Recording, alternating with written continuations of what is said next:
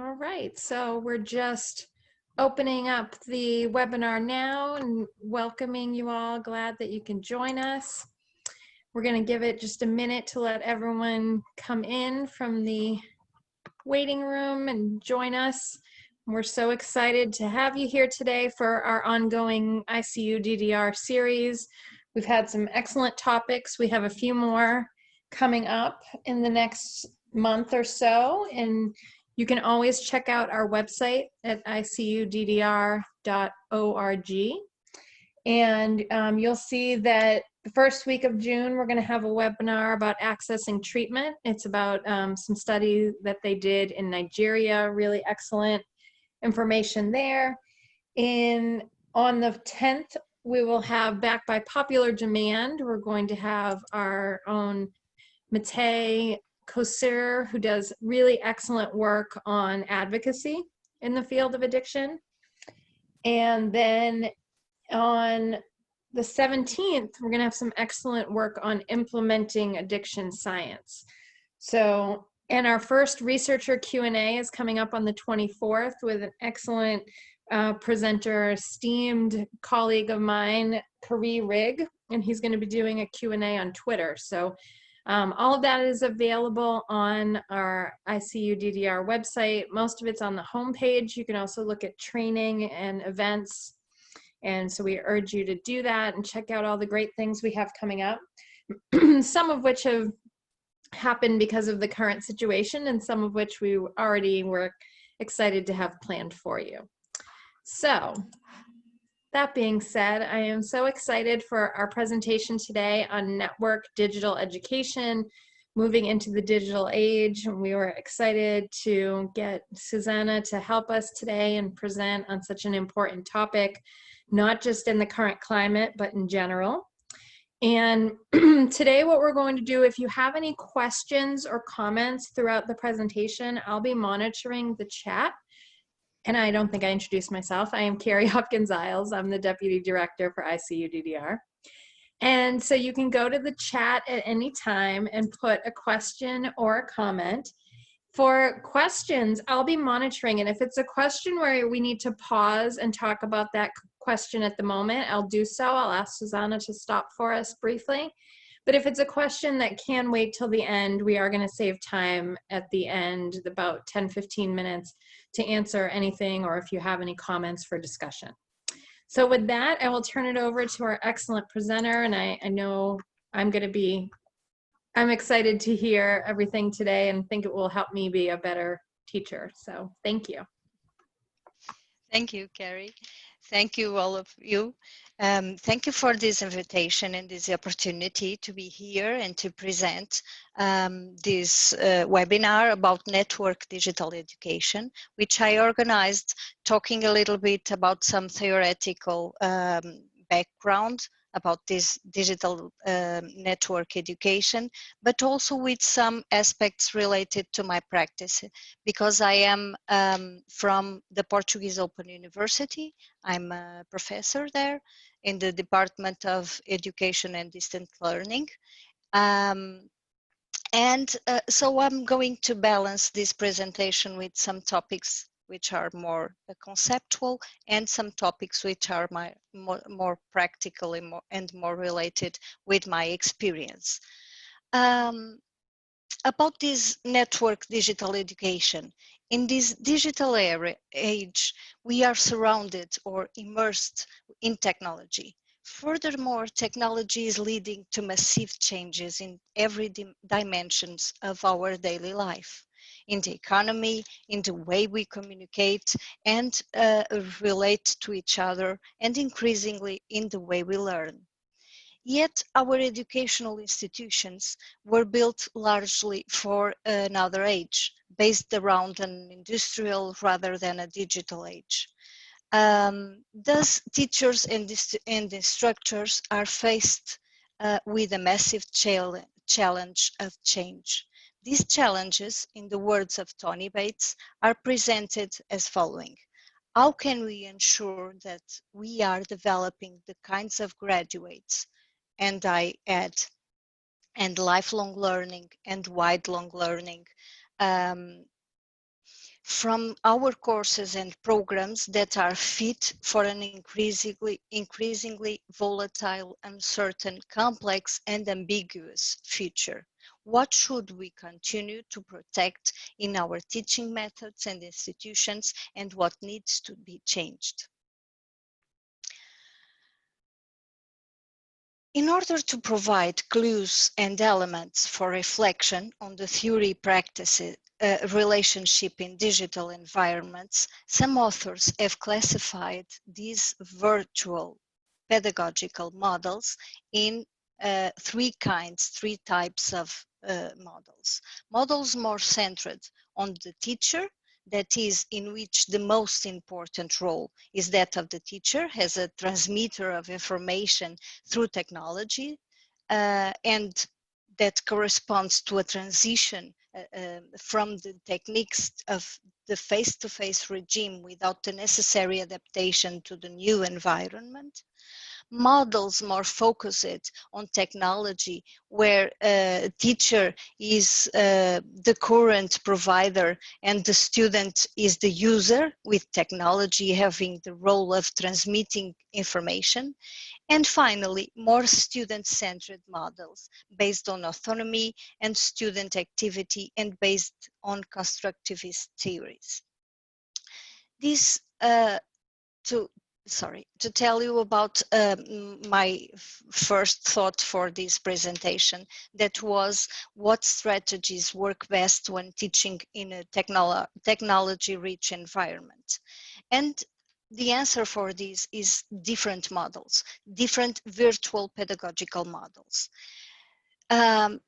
Knowing that these models can be so different, I present you the main structure of the virtual pedagogical model that we use in the Portuguese Open University.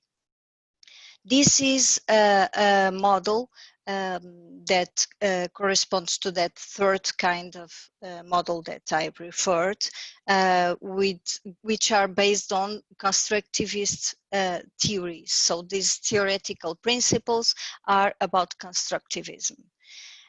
The architecture of this model is based on technology. We use the Moodle platform that is customized with a methodology and an organization that is unique and specific to hold all the contents that we have in the several programs.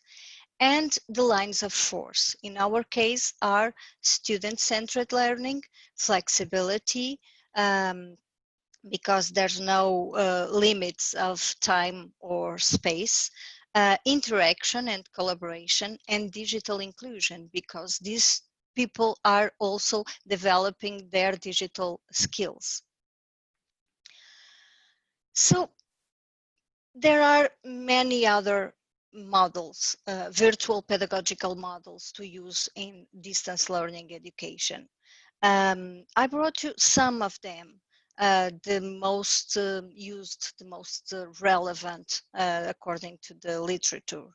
I'm going to briefly present each other, and at the end, if you want, you can look for them at the literature, or we can talk a little bit further about each one of them. The first one, the model of community of inquiry, is based on three basic dimensions. The cognitive presence that corresponds to what students can build and confirm the meaning from a sustained reflection and critical discourse. The social presence, it's the second dimension, corresponds to the ability of community members to project themselves socially and emotionally through the media and news. And the teaching presence that corresponds to the direction, design, facilitation of cognitive presence and presence towards achieving significant learning outcomes. The existence of these elements and their interrelations are crucial for the success of educational experiences. The second model, the moderating model, is based on these 5 levels or steps that guide the activity of the teacher moderator working with students to achieve the construction of virtual learning communities. For the success of online learning process, students need support through a structured development process. And this support is based on these 5 stages that gradually lead participants to greater autonomy in learning. Model of interaction in virtual environments is based on the principle that the establishment of social relationships in the educational community is a determinant factor and for educational success. In this model, the learning scenario created aims to lead to knowledge through collaboration in a socio-constructivist logic, in which learning takes place through groups activities or in interaction between pairs. This model was built based on a tetrahedron, in which on the traditional pedagogical triangle, teachers, students, and content or knowledge head up the element group and the new mediation context, virtual environment, which seeks to function as a generator of interaction dynamics between its elements. Collaboration in virtual environments model is structured in 3 essential components: commitment, which is the predisposition of community members to collaborate with each other. Communication consists in a process of sharing information and ideas between the members of the community to produce new ideas and build knowledge. And coordination relates to the management of resources, all the resources within the community. Finally, the model of problem-solving learning suggests modeling, training, and support as important strategies in supporting activities of learning carried out by students. Modeling aims to model students' reasoning in solving problems similar to specialists. Training generally consists of monitoring student performance, providing feedback and advice in learning, providing reflection on knowledge, and distributing, guiding students' mental models when they are inadequate. Finally, support has the main objective of promoting the development of students' cognitive structure until reaching the zone of closed development to solve the problem in question. So we are in presence of a pedagogical ecology. A pedagogical ecology which have all these elements, different pedagogical and virtual learning models, flexibility, space and time related, cultural openness and flexibility, space, cultural and openingness. So we have all these aspects. Also the technologies, the systems and the digital networks. Dimensions such as social interactions, social, interactive, participatory and autonomy, diversity, methodological and transparency, digital literacy and education inclusion, and the students as prosumers, not only as consumers, but also as producers, so as prosumers, teachers as mediators, and teams. Teams of design support, technology support, academic support. In a word, communities. And that's why we talk about pedagogical ecology in these kind of environments. The second issue that I would like to, that guide me in this presentation is how is communication and interaction in digital network education scenarios. And we know that knowledge society includes particular communication skills As well as the traditional communication skills of reading, speaking, and writing coherently and clearly, we need to add social media communication skills. These might include the ability to create a short YouTube video to capture or the demonstration of a process, or to make a sales pitch, the ability to reach out through the internet to a wide community of people with one's ideas, to receive and incorporate feedback, to share information appropriately, and to identify trends and ideas from elsewhere. The virtualization of the educational systems that we are currently obliged to carry out presupposes the transformation of models and practices, and forces the teacher to assume new roles and to communicate in ways he was not used to.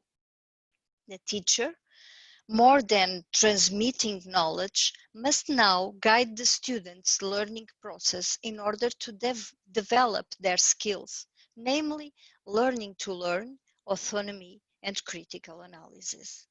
The teacher must go along, motivate, dialogate, be a leader and mediator, fostering positive human interaction. Some tips about this communication and interaction need. Use clear language that allows students to understand the information and guidelines regarding the activities they have to perform. Use a friendly, positive, and closeness tone, creating an auspicious environment for students' learning.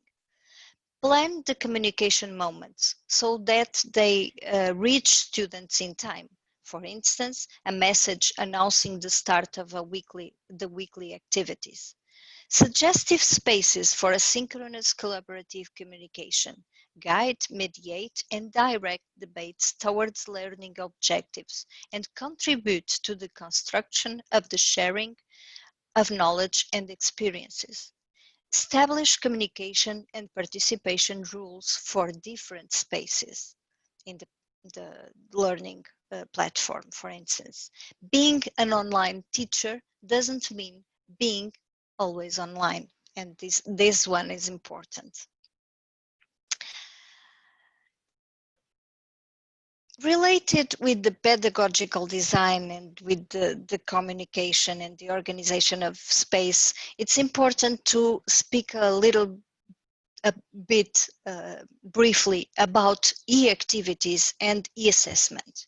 E-activities are activities carried out in digital learning environments, are actions that students take to achieve certain specific objectives or to develop certain specific skills through their learning process.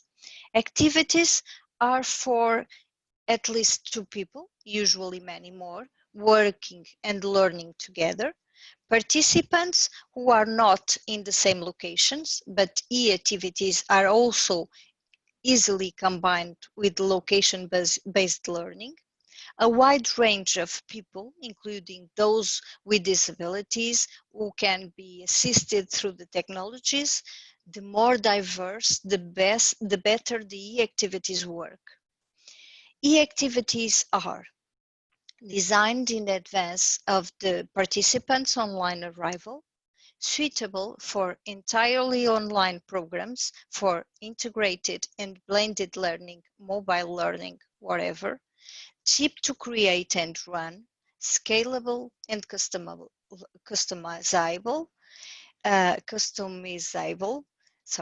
efficient for designers, participants, and e-moderators, reusable and easy to try out, recycle, reuse, and change. They improve the more they are deployed and adapt. E-activities are available for forming a whole course of program when combined or sequenced, encouraging a very wide variety of contributions, perspectives, ideas, and authentic experiences, replacing or supporting all other learning and teaching methods, any discipline, professionals, or field, or learning, and for all topics. The purposes of e-activities are to provide learners with an effective scaffold to support them in achieving the learning outcomes, enable learners and e-moderators to work together on key learning resources, promote a learner-centered task or problem-based approach to online learning, moving away from content-centered design, change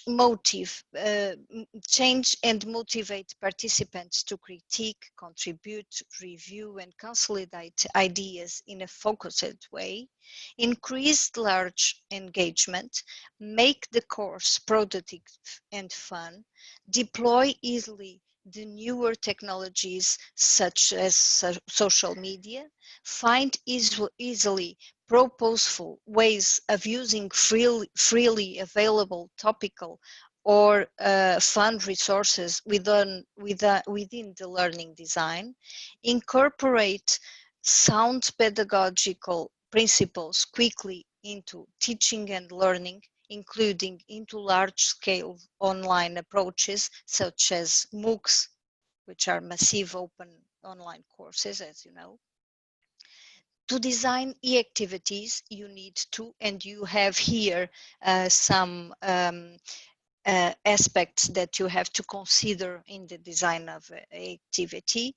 So you must incorporate have a way of thinking about the purpose and process of each e-activity and get it into draft format, the storyboard.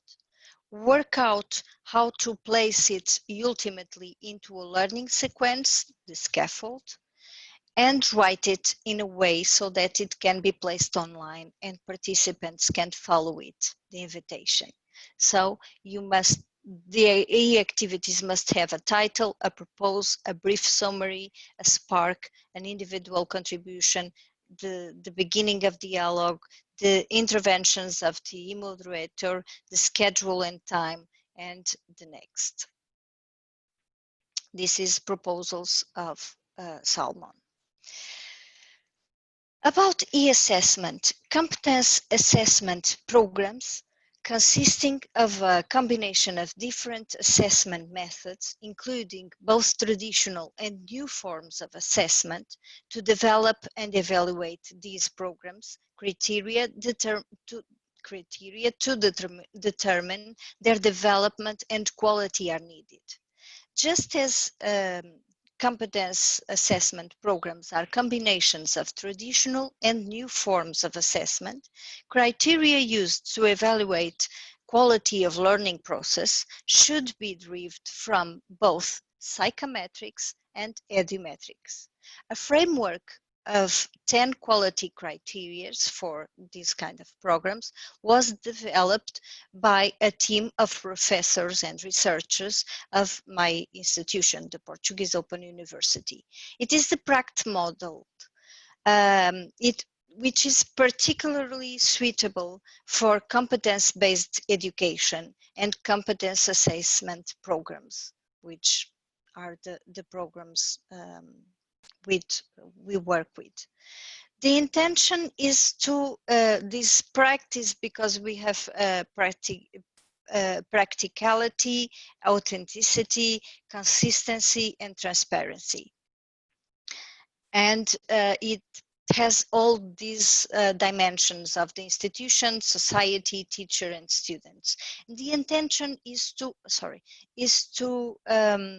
develop assessment tasks in which students stop exclusively talking or writing about knowledge and start to put it into action in order to demonstrate their skills, leading them to think, decide, and act in the real world. These tasks involve a combination of knowledge, skills, and attitudes that will later be used in the professional context. That is, tasks that assesses competences and not only knowledge. Another topic that led me in this presentation is how to maintain high quality in teaching in a rapidly changing learning environment while managing workload. This is an important question because well-planned online learning experiences are meaningfully different from courses offered online in response to a crisis or disaster. Colleagues and universities working to maintain instruction during the COVID-19 pandemic should understand those differences when evaluating this emergency remote teaching.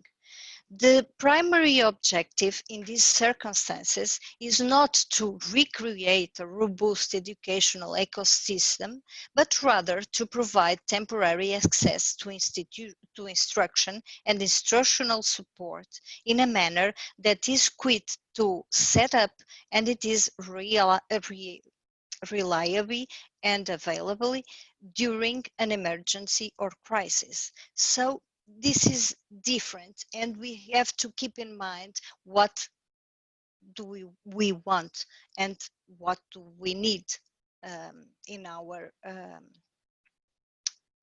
daily practice. So how to maintain some tips. Decide the first step, as I was telling you, decide how you want to teach. And the time management is crossing all these tips. Decide on mode of delivery. Work in a team and collaboratively. Build on existing resources. Master the technology. Set appropriate learning goals. Design course structure and learning activities. Communicate, communicate, communicate. Never, communication is never too much. Evaluate and innovate.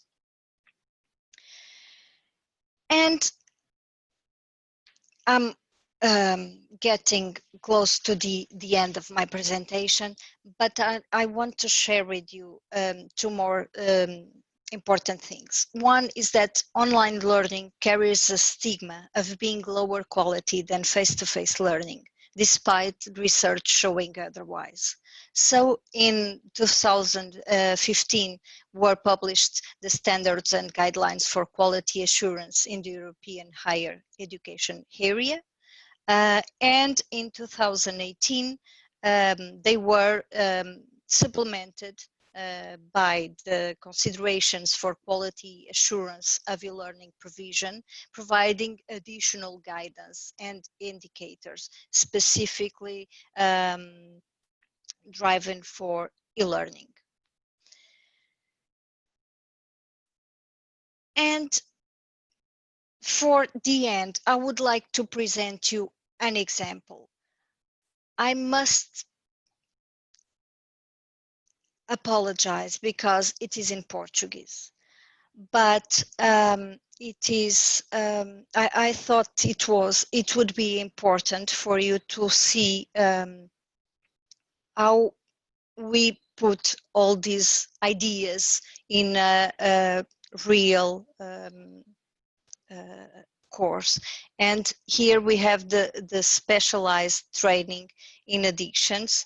I'm sorry, you are not being able to see it, so I must change my my sharing of the screen.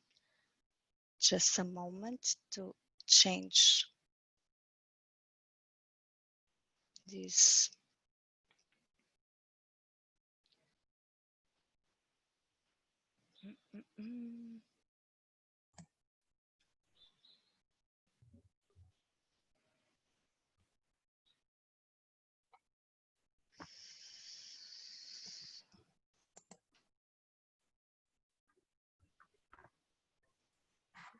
Oh,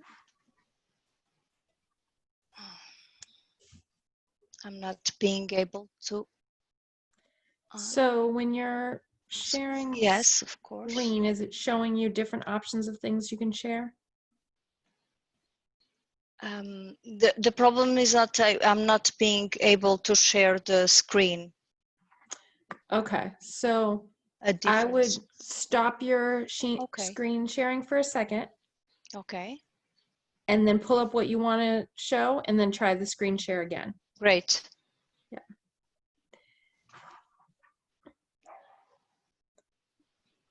And I know, I'm sure our other participants are doing the same. I'm taking a lot of notes, enjoying what you've shared with us so far, and we have a few questions. So after we see your example, we can Okay. go into that. Okay, so let's see. Okay. Okay, so now pull up whatever it is that you'd like to share with us. Okay. That's it. Excellent.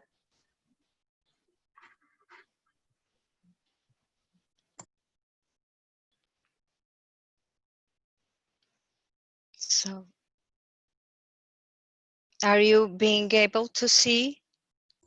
Yes. Yes? Oh, Yep. okay. Okay, great. So this is the specialized training in addictions prevention.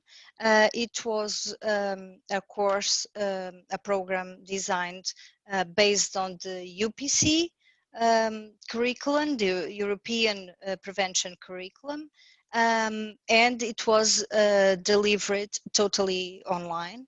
In our platform in the Portuguese Open University, and it was delivered in Portuguese. But we can see here some of the principles that I've been talking about, so that's why I thought it could be interesting. So we have here some important elements. We have the different spaces, different and also different learning moments. Here it's a forum with the news and alerts and warnings. Here we have this learning contract, which has all the objectives, all the tasks, all the contents, all the resources, all the things that students must expect and do during the course, and also the calendarization and the assessment principles. And they have space, a forum for doubts. They have some informal space, the virtual coffee for in this space, we call it. And then we have the several contents. The first one was about lifestyles, decisions, and prevention. Was the first theme, and we have some resources, some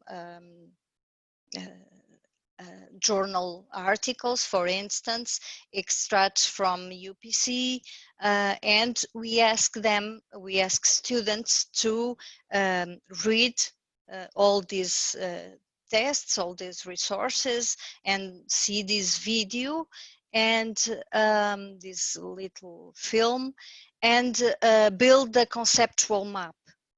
I can show you one of these, I think. Hope to be able to show you one of these. For instance, this one. I hope to be able to open it. So this is prevention is in the middle, and then all the concepts that this was a collaborative task. The students work in small groups to build this, to discuss and build this conceptual map. The second theme was epidemiology and etiology. Also the same principle. They had a video, they had some tasks, a site about e-gambling, and here they made a discussion, a debate in the forum.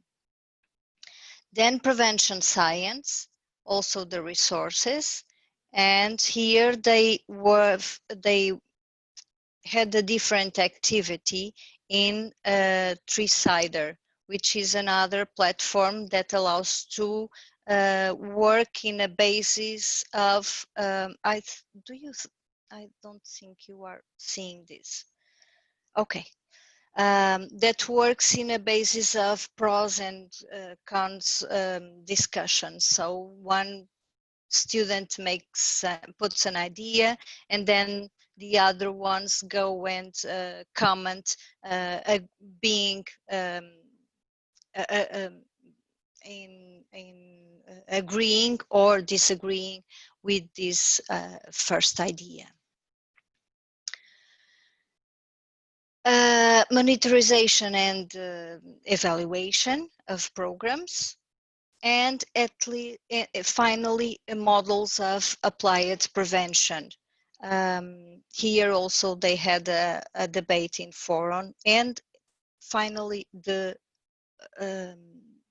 final work, a final reflection, where we ask them to reflect about how these contents and this science-based prevention is, at what extent it is similar or different from what they do, because they were, all of them were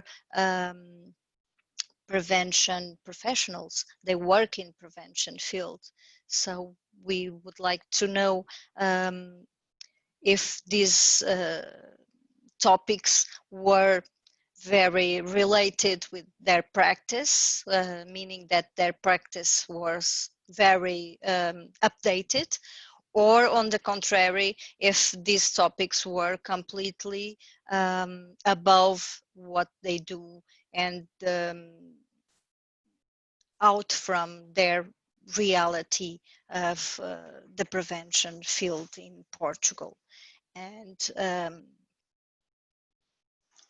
we confirmed our ideas, but it was very, very interesting, because we could also understand and evaluate the development of their skills, not only their knowledge, but of their skills in the field of prevention and science of prevention. Well, that's it. I handed my presentation. I'll be glad to answer to your questions, and maybe we can have some discussion. I don't know. Excellent. Thank you again. So one of the questions is, what learning platform are you using? I assume that question is related to the example you're showing us. It's Moodle. It's Moodle. It's Moodle platform, but it is customized accordingly our pedagogical virtual model. Excellent. So I haven't worked personally with Moodle, but I've heard good things. I know it's several, I think some of the HETCs are using that as well. Mm-hmm.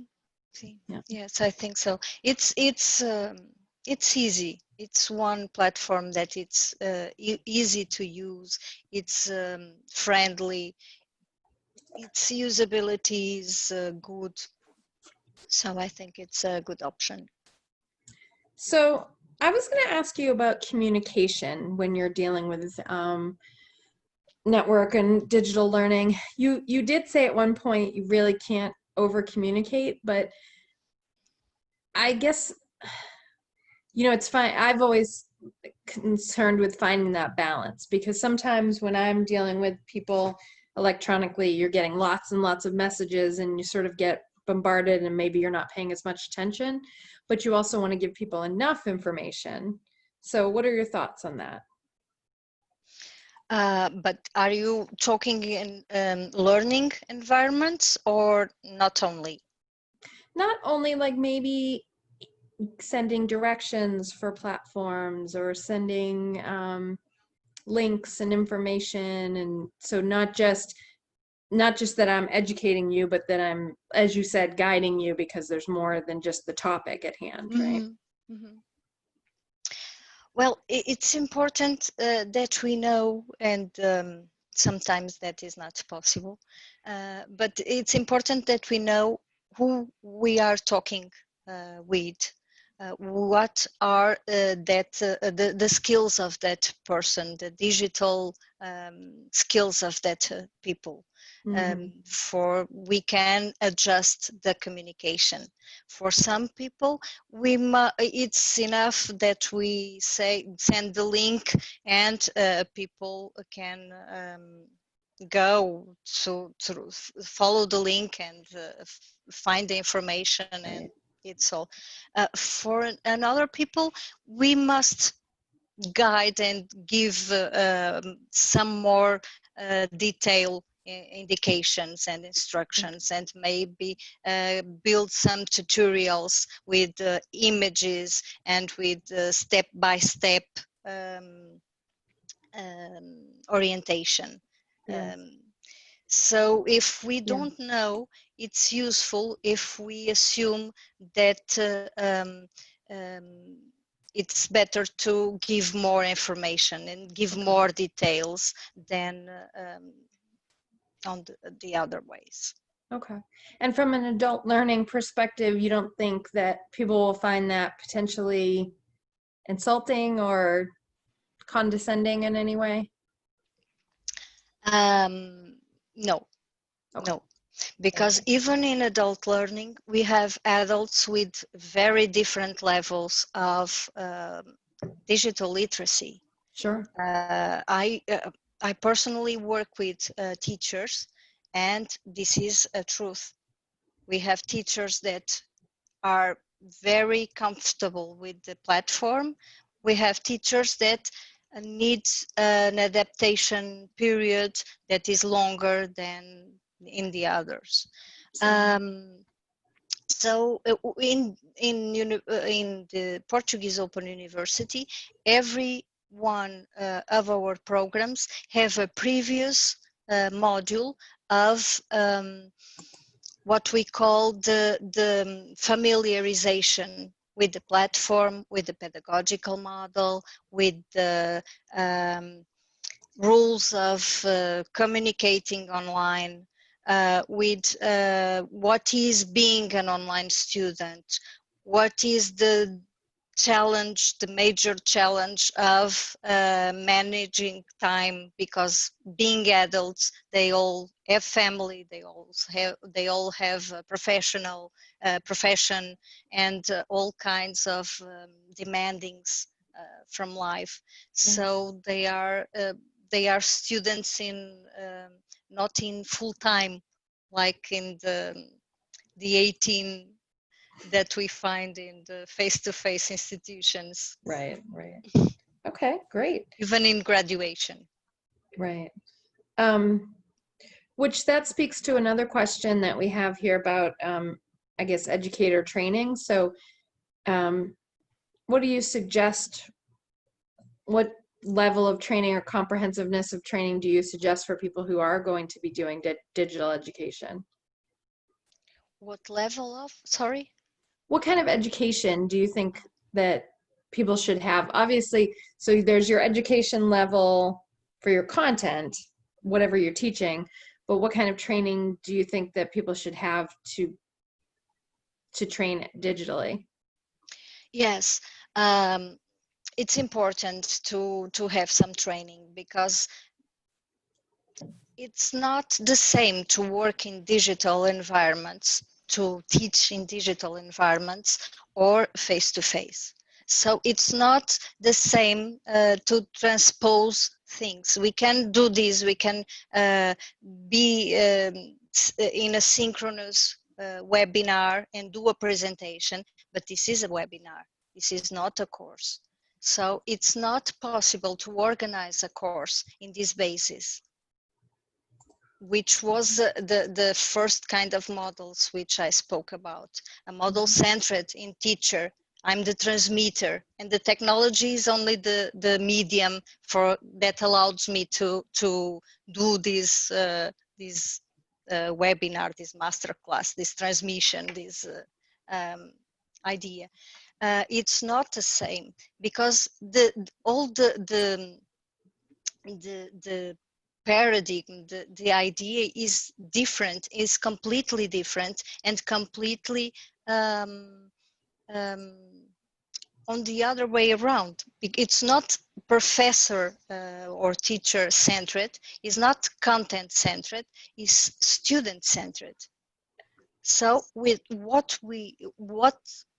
whatever the strategies that we are going to develop from the activities, from the resources, from the assessment, or even the technology, has the objective to develop that student, to develop that competences, that skills that we want to develop related with that topic, but that we want to develop in that student.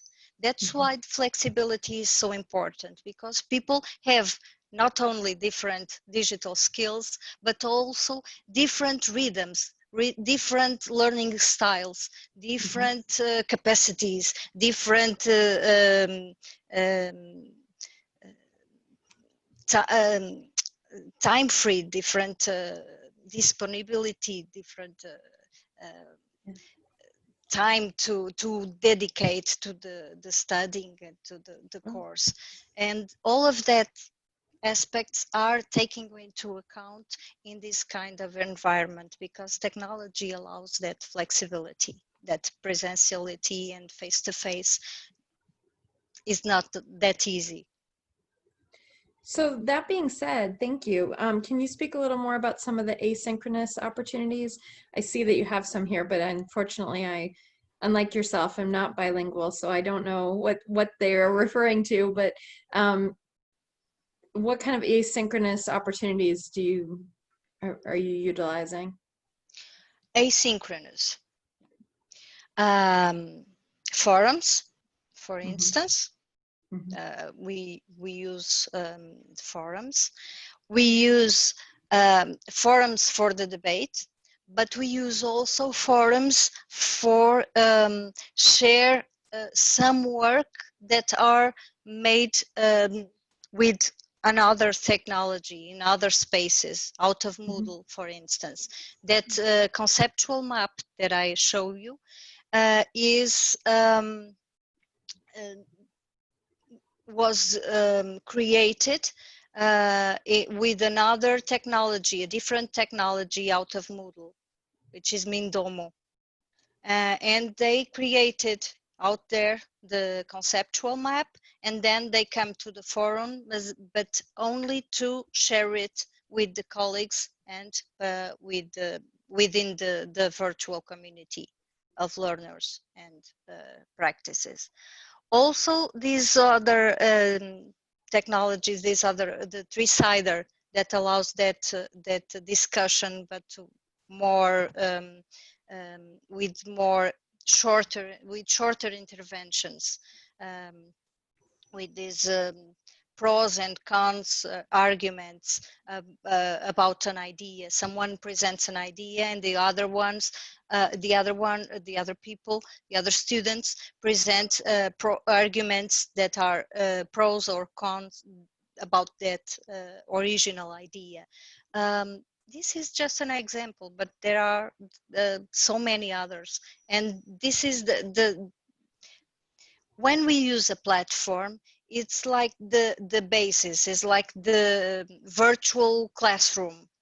But in that classroom, we can, or from that classroom, we can go to other spaces. We can use other technologies that are going to make our learning experience richer and more meaningful for students also. And that's important.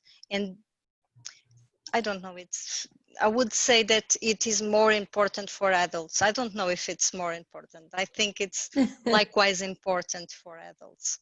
Yeah. Great. Well, I think those are all the questions we have. I think sometimes when you have such a clear presenter, you don't have too many questions. So appreciate Hope you. that's the motive. Oh, well, we really appreciate your time and your knowledge, and thank you so much. And thank you to those of you who attended today. Once again, I would encourage you to go to icuddr.org for our other webinar information, as well as our upcoming research Q&A. And if you need additional information from Susana, I'm sure you can reach out to me and I can get in touch with her if you think of questions later. Of course. And this information will also be, I was just asked if we'll be able to see the slides on the website. Will you share, do you mind if I share your slides? No. So I will send it to you. Okay, great. What we typically do is we have a recording of the webinar and we'll put it on our YouTube page along with the slides. So you'll be able to see if you missed anything or if you'd like to share it with anyone, we'll have that available. We know lots of people are watching us, will watch us asynchronously because of time zones and everything. So yes, thank you. Thank you very much. Any parting words, Susana? No, just thank you for the opportunity. It was a pleasure to share this experience with you. It was very important also to this last part and this discussion and this clarification of some questions. And I'll be glad to receive more questions or more contacts if you want to, of course. Yes. And one final plug, ICUDDR will be having our virtual conference July 13th through the 15th, and Susana's going to help with that and be on one of our panels, so we're excited for that. The topics during that time will be very timely, talking about things like online education, talking about things like how do you continue to develop your addiction studies program when so much time and attention and resources are being obviously put towards COVID-19 and other issues. And also, how do we do skills building in a remote platform? So we have some really excellent presenters on all those topics and hope that you will all join us. All right, well, thank you. We'll say goodbye for today and hope to see you again soon.